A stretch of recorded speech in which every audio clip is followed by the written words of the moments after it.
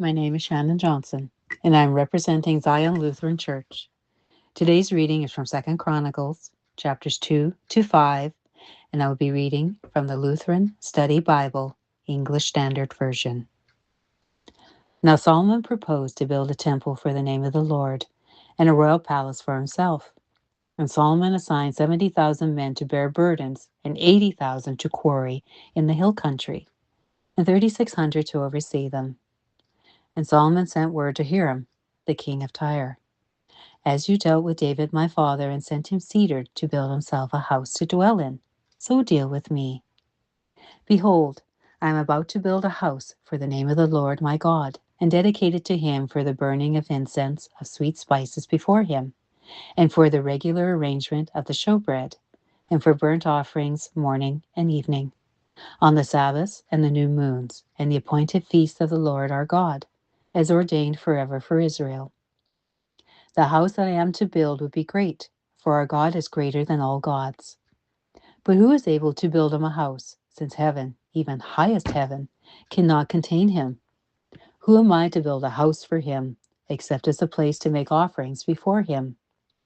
So now send me a man skilled to work in gold, silver, bronze, and iron, and in purple, crimson, and blue fabrics, trained also in engraving, to be with the skilled workers who are with me in Judah and Jerusalem, whom David my father provided.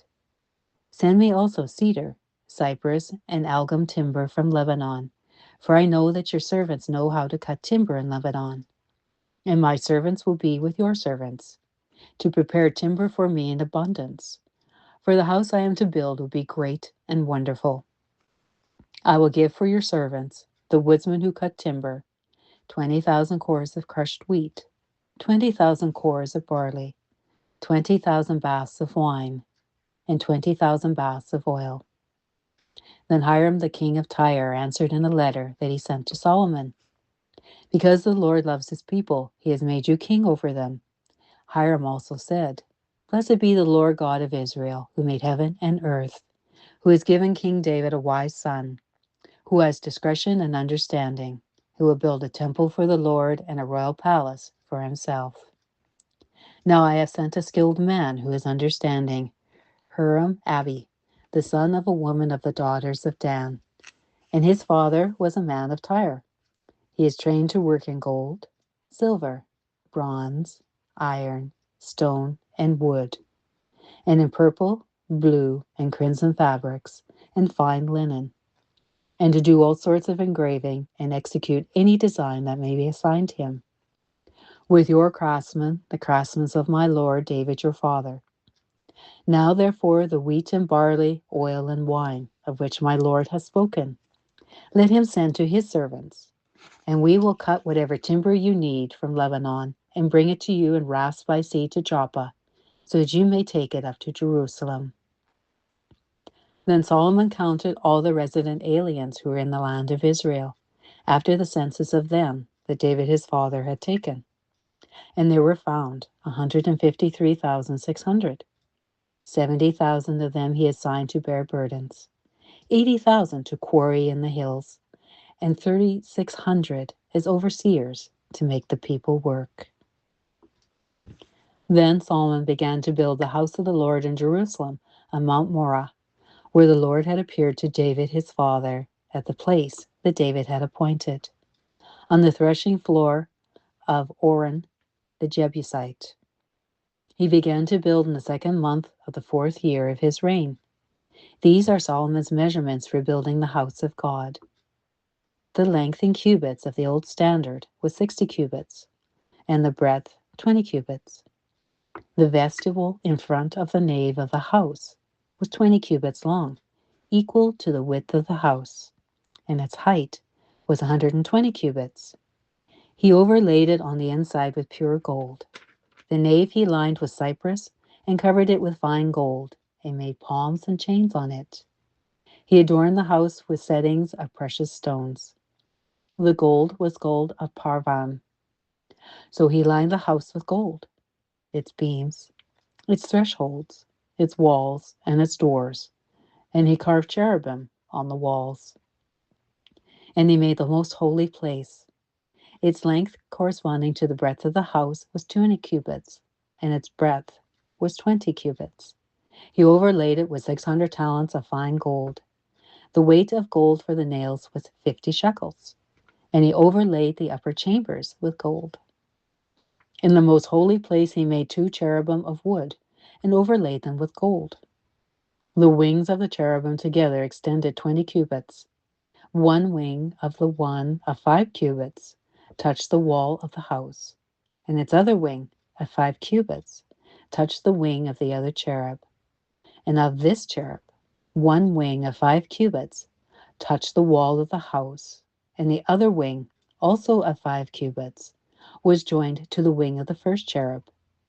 The wings of these cherubim extended 20 cubits. The cherubim stood on their feet, facing the nave, and he made the veil of blue and purple and crimson fabrics and fine linen, and he worked cherubim on it.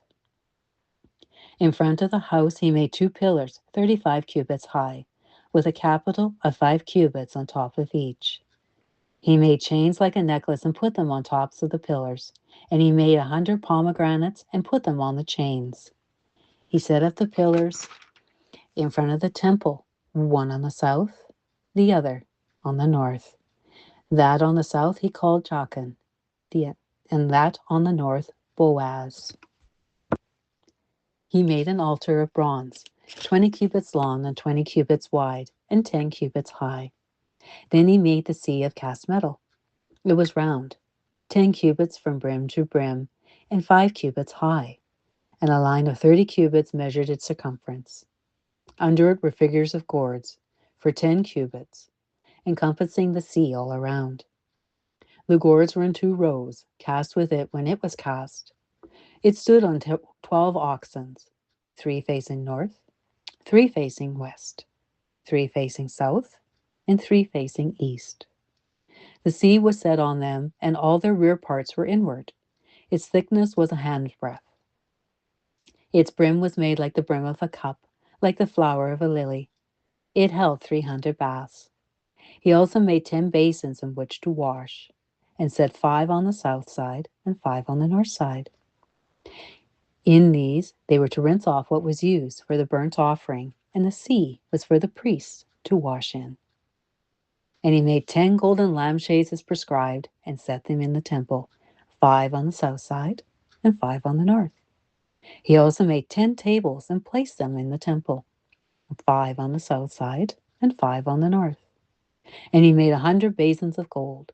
He made the court of the priests and the great court and doors for the court, and overlaid their doors with bronze. And he set the sea at the southeast corner of the house. Hiram also made the pots, the shovels, and the basins. So Hiram finished the work that he did for King Solomon on the house of God, the 2 pillars, the bowls, and the 2 capitals on top of the pillars, and the 2 lattice works to cover the 2 bowls of the capitals that were on top of the pillars, and the 400 pomegranates for the 2 lattice works, 2 rows of pomegranates for each lattice work, to cover the 2 bowls of the capitals that were on the pillars. He made the stands also, and the basins on the stands, and the 1 sea and the 12 oxen beneath it. The pots, the shovels, the forks, and all the equipment for these, Hiram Abi made of burnished bronze for King Solomon for the house of the Lord. In the plain of the Jordan the king cast them, in the clay ground between Succoth and Zeradah. Solomon made all these things in great quantities, for the weight of the bronze was not sought. So Solomon made all the vessels that were in the house of God, the golden altar, the tables for the bread of the presence, and the lampstands and their lamps of pure gold, to burn before the inner sanctuary as prescribed.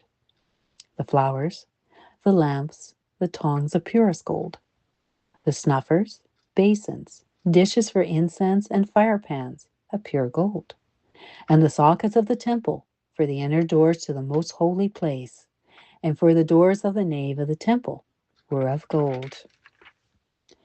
Thus all the work that Solomon did for the house of the Lord was finished, and Solomon brought in the things that David his father had dedicated, and stored the silver, the gold, and all the vessels in the treasuries of the house of God. Then Solomon assembled the elders of Israel and all the heads of the tribes, the leaders of the fathers' houses of the people of Israel in Jerusalem, to bring up the ark of the covenant of the Lord out of the city of David, which is Zion. And all the men of Israel assembled before the king at the feast that is in the 7th month. And all the elders of Israel came, and the Levites took up the ark. And they brought up the ark, the tent of the meeting, and all the holy vessels that were in the tent. The Levitical priests brought them up. And King Solomon and all the congregation of Israel who had assembled before him were before the ark, sacrificing so many sheep and oxen they could not be counted or numbered.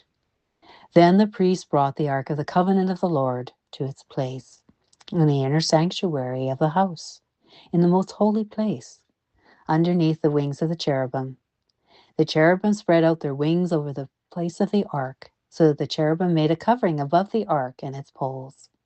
And the poles were so long that the ends of the poles were seen from the holy place before the inner sanctuary, but they could not be seen from outside. And they are there to this day. There was nothing in the ark except the 2 tablets that Moses had put there at Horeb, where the Lord made a covenant with the people of Israel when they came out of Egypt. And when the priests came out of the holy place, for the priests who were present had consecrated themselves without regard to their divisions, and all the Levitical singers, Asaph, Heman, and Jeduthun, their sons and kinsmen, arrayed in fine linen, with cymbals, harps, and lyres, stood east of the temple of the altar with 120 priests who were trumpeters. And it was the duty of the trumpeters and singers to make themselves heard in unison in praise and thanksgiving to the Lord. And when the song was raised with trumpets and cymbals and other musical instruments, in praise to the Lord. For he is good, for his steadfast love endures forever. The house of the Lord was filled with a cloud, so that the priest could not stand to minister because of the cloud. For the glory of the Lord filled the house of God. The word of the Lord.